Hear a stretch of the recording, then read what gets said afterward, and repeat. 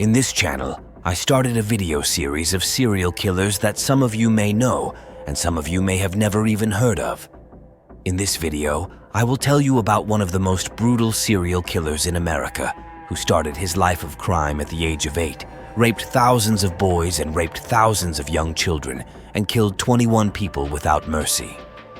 I will talk about one of America's most brutal serial killers of all time. His name is Karl. He was born in the summer of 1891 in a town in Minnesota. His parents were Prussian school teachers. They lived in a farmhouse in Minnesota. When Karl was only 7 years old, his father left home and left them alone. Living a different life from his peers, Karl was only 8 years old when he committed his first offense for being drunk and disorderly. When he was 11 years old, he was caught as a result of his theft and went to a reformatory. During his stay there, he was repeatedly beaten and sexually abused by the staff. At the age of 12, Karl set fire to a building inside his house. It caused a damage of around $100,000. In 1906, he was released on condition that he stayed under the supervision of his mother, but it was obvious that he would not stay with his mother. At the age of 15, he ran away from home and got on a train. On the runaway train, she was raped by 4 tramps. With this incident, she did not have the slightest human love left in her thick heart. Perhaps all the crimes he committed after this incident were revenge for it. At the age of 16, Karl applied to join the army and was accepted. But here too, he disobeyed discipline and committed theft. He is tried by a military court and sentenced to 3 years in prison. Karl, who returns to civilian life after his sentence is over, begins to commit a succession of crimes.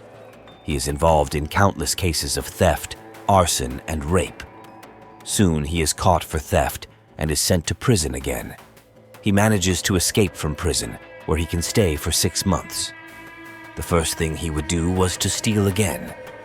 He makes a huge amount of money from this theft. He buys himself a yacht.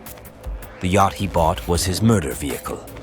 In 1920, he lures 10 sailors with free booze and puts them on his ship.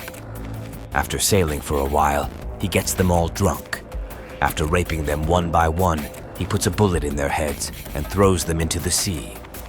After killing the sailors, he returns to land and starts to escape. He secretly boards a merchant ship in the harbor and goes to Angola. Here he gets a job in a company that makes oil drilling equipment. But the ruthless killer doesn't stop there. He first rapes an 11 or 12-year-old boy he sees and then kills him by crushing his head with a rock. Later, in his autobiography, he writes the following sentences about this boy: "Only when I traveled his head, it was as if his brains were coming out of my ears. Stay." In Angola, he hires 8 natives to hunt crocodiles. While the natives went hunting, unaware of what was about to happen, the king had a different plan in mind. The brutal killer first kills the natives and then rapes them one by one. After raping them, he feeds them to the crocodiles. This was Karl's first clear profile action. When he returns, he realizes there are no Indians with him. He goes on the run. In 1923, he returns to the States. He resumes his robberies and arson of buildings until 1928. In 1928, he was caught in a burglary and sent to Worth Prison. When he enters, his first sentence is, "I will kill the first person who disturbs me here." As a matter of fact, he would fulfill this after a while. Sentenced to 25 years in prison, Karl tries to escape from this prison and is caught by a guard. The guard beats this serial killer until he passes out. Henry, a young guard who feels sorry for her condition, gives her $1 to buy food and cigarettes. Thus begins a friendship between Karl and Henry. Karl asks Henry for paper and pen to write his autobiography. Henry gives him pen and paper.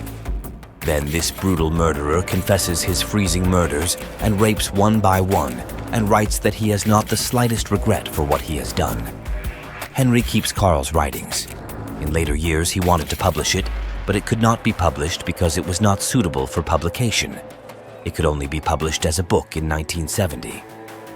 In 1929, He kills the head of the laundry superintendent, who he believes had been harassing him by smashing his head with an iron bar. He fulfilled his earlier promise. At his first court appearance, he was sentenced to death. There was no other punishment left for Karl, because in his own words, he hated the whole human race, including himself. Sentenced to death in 1930, this serial killer also threatened human rights defenders who tried to prevent the execution. He did not want the death sentence to be overturned. He was still spewing hatred when he came to the gallows in 1930. He turned to the executioner and said, "Hurry up! I've killed a dozen people while you were fooling around."